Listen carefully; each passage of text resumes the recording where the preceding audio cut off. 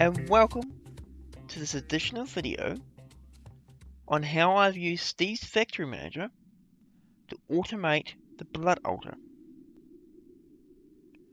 This video is here for those people interested in how the process works.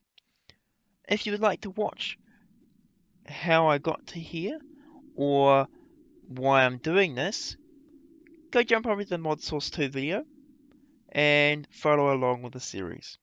I'll put a link down below. But for now, let's have a look.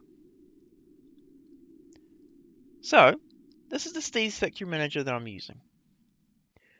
Basically, what this does is it will keep a chest, this one here, stocked with slates.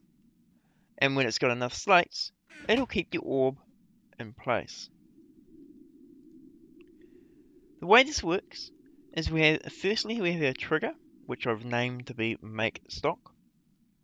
We have a liquid condition, which says that the blood altar must have life essence, and it must have 5 buckets worth.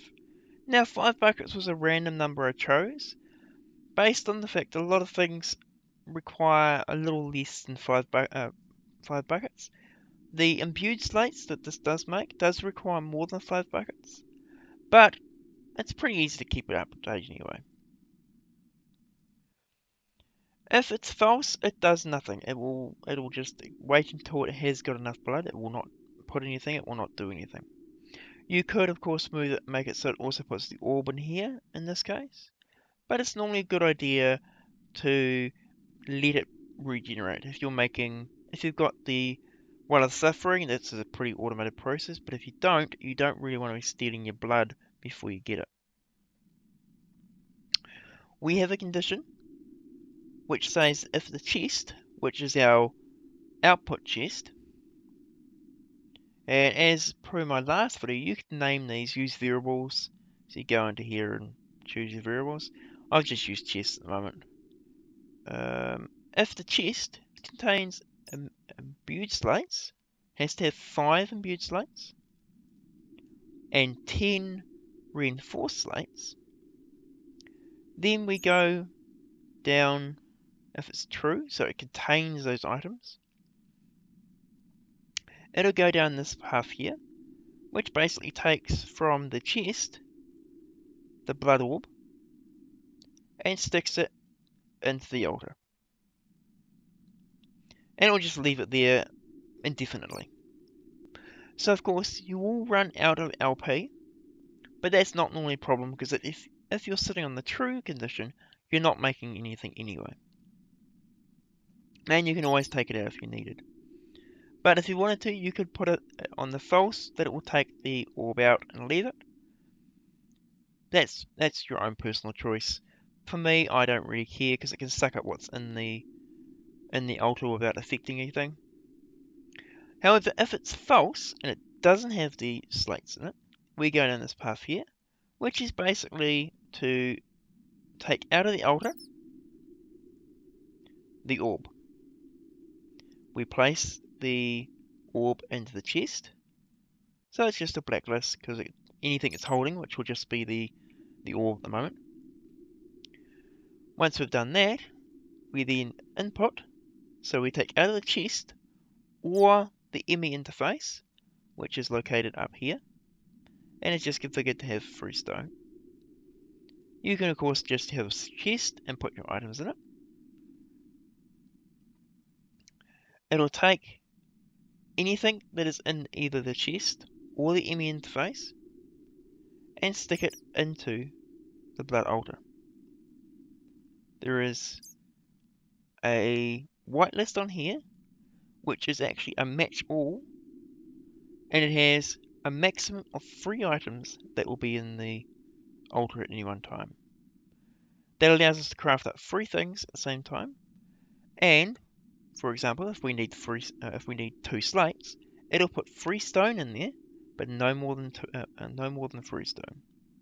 If we need 4 slates, it'll only put 3 stone in there.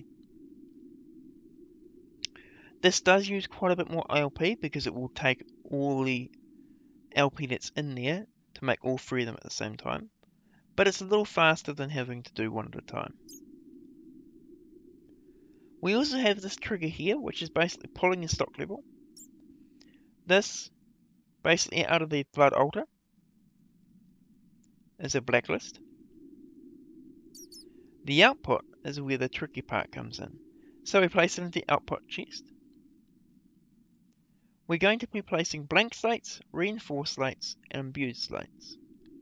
We have numbers on here, so we have 64 blank slates, 15 reinforced slates, and an unspecified amount of imbued slates. What that lets us do is if there is, say, 3 stone crafting up, but we only need 1 blank slate to make our 64, it'll take one of the blank slates out when it's ready, but leave the other 2 in so that they craft into the reinforced slate. Once it has enough reinforced slates, if it has more than 15 reinforced slates, it'll leave them in until they become imbued slates. But once they become imbued slates, it'll take all of them out, no matter what. This allows us to meet the conditions over here, where we say that we must have 5 imbued slates and 10 reinforced slates, plus any other conditions for the normal slates that you want to add, by making it so that you can add them in if it's low. So you see your numbers here lower than you would here. That way it'll insert them into there, and it will follow down the false path and do this process. Once they're ready, as long as you have more than what is in here, it'll fill them up until it gets to the imbued slate. So a reasonably easy recipe to follow along with, and it ensures that you have all the slates you need. Of course, you could add a limit to here and put another slate on there if you wanted to, or you could have other conditions in here as well. But at the moment, all I needed from the system was the blank slates, the reinforced slates, and the imbued slates. So that's what we have. So I hope you found this video useful.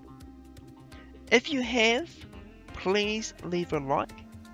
It'll give me some indication if people want me to do these in the future as separate videos, or just combine them into the standard ModSuace 2 series. As I said at the beginning, to see what I was doing with Blood Magic, go have a look at the ModSuace 2 playlist. There's a link down in the description. If you're new to the channel, hit the subscribe button. But otherwise, have a great day and see ya!